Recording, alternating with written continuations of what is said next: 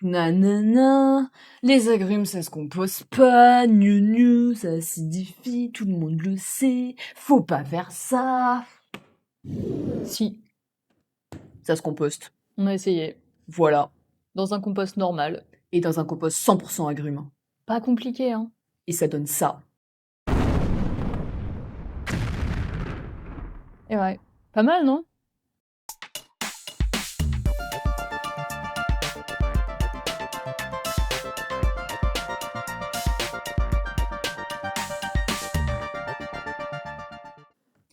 Non, plus sérieusement, les restes d'agrumes, ce sont des déchets organiques, ce qui veut dire qu'ils proviennent du vivant. Et comme tout ce qui provient du vivant, bah ça se décompose. Donc oui, tu peux les mettre dans ton compost. Ça marchera aussi bien que tes épluchures de courgettes, ton trognon de pommes, même le reste de gratin qui moisit dans ton frigo. Et oui, si tu bois un jus d'orange tous les matins, ça va rien changer, ce sera pas trop, ça va pas ruiner ton compost. Et non, il sera pas plus acide. Ça, c'est juste une question de maturité. Un compost jeune, il passe par une phase d'acidification, c'est une réaction normale, mais à la fin, un compost mûr, il sera toujours basique. Peu importe ce que tu mets dedans, c'est toujours comme ça. Tant que tu restes dans le raisonnable, ça change absolument rien, surtout si c'est parmi d'autres épluchures. Car une des règles d'or du compost, c'est la diversité. Ce qui veut dire que tout se composte. Tout Tout. Tout ce qui est organique plutôt, non? Mais bon, tu m'as compris, tout ce qui provient du vivant, tout ce qui est des choses animales ou végétales, quoi. Donc ça veut dire que la viande, le poisson, le cadavre de ta belle-mère, tout ça, ça y va. Tu peux tout mettre.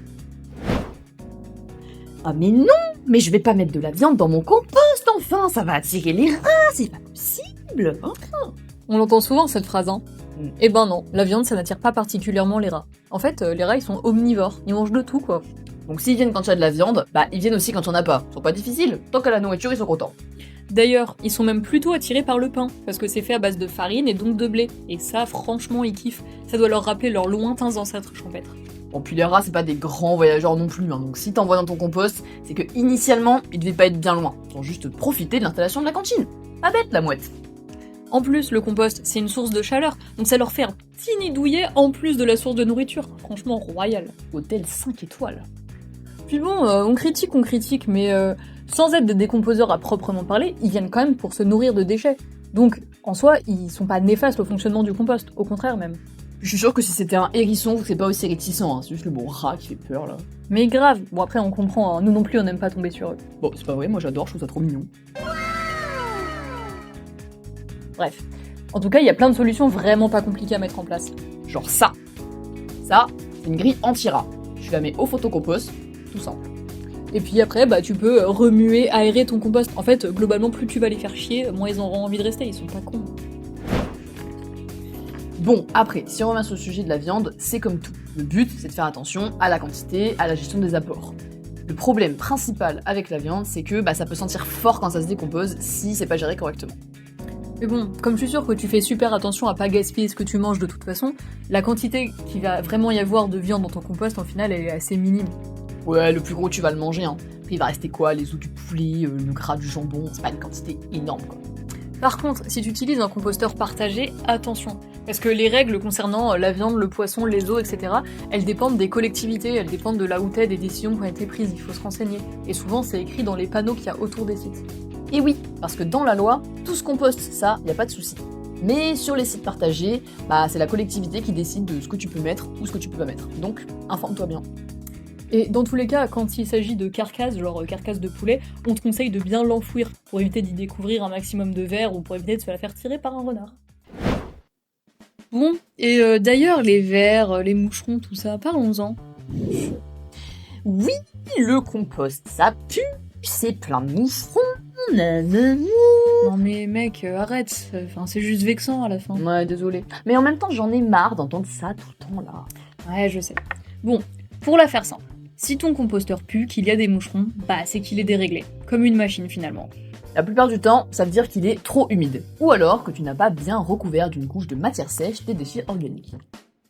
Attends, on n'a pas du tout parlé en fait de cette histoire de matière sèche, matière humide là. C'est vrai. En fait, tout ce que tu vas mettre dans ton compost, donc tes épluchures, tes restes, ton légume qui a moisi dans le frigo, tout ça, c'est de la matière qui est super riche en eau, de la matière humide. Et si tu fais juste un tas avec tout ça, ça se décompose super mal, et c'est là que tu vas avoir des moucherons, des odeurs, etc. Du coup, pour contrebalancer ça, il faut ajouter de la matière sèche. Donc cette matière sèche, ça peut être du broyat, des feuilles mortes sèches évidemment, ou même du carton. Et le but de cette matière sèche, ça va être d'absorber les excès d'eau et donc d'aider à la décomposition. Exact. Au final, un compost en bonne santé, il est ni trop sec ni trop humide et il n'a pas particulièrement de mauvaise odeur. Ça arrive même qu'il ait plutôt des odeurs agréables.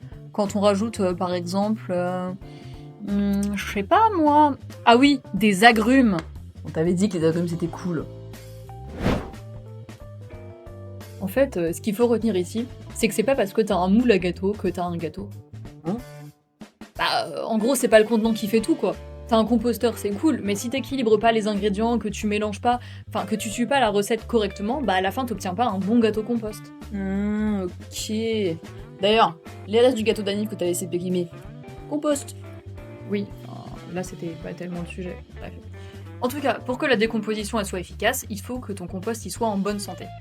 Pour avoir un compost en bonne santé, il faut diversifier les apports, brasser un peu tout ça pour oxygéner, et faire attention au niveau d'humidité et de sécheresse. Voilà.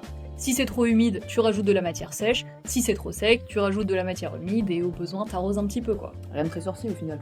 Même toi, tu peux le faire.